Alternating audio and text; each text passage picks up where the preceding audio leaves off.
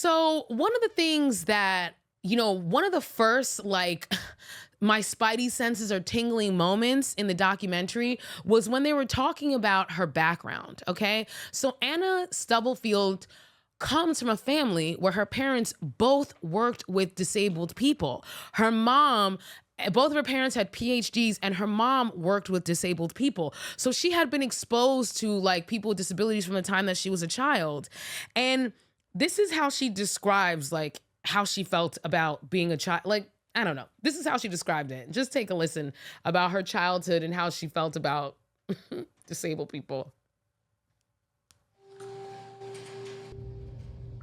When I was a child, I came from an unusual family. My mom did work with people with a range of physical disabilities, with intellectual disabilities, who came to the house. My mom had a t-shirt with the slogan, "Labels are for jars, not people."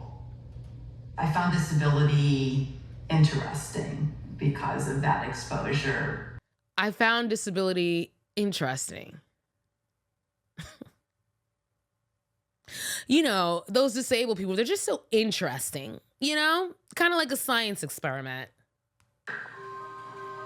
And so I got my dad to build me a pair of crutches so I could pretend to be post-polio or have cerebral palsy or something like that. Tie a blindfold on and spend all afternoon. During her elementary years, I taught her how to write Braille. At her request, I got her a blind pen pal. She was interested in sign language, and I think she may have learned some of that. I was fascinated by the way in which, it's not really the impairment, it's the environment that creates impairments for people. Did you hear what she said?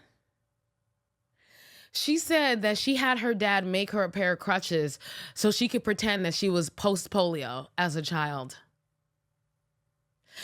That she would blindfold herself all day so she could experience being blind.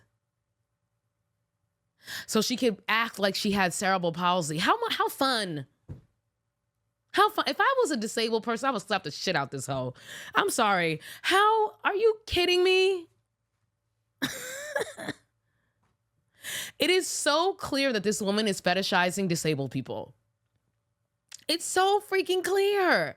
And that started as a child.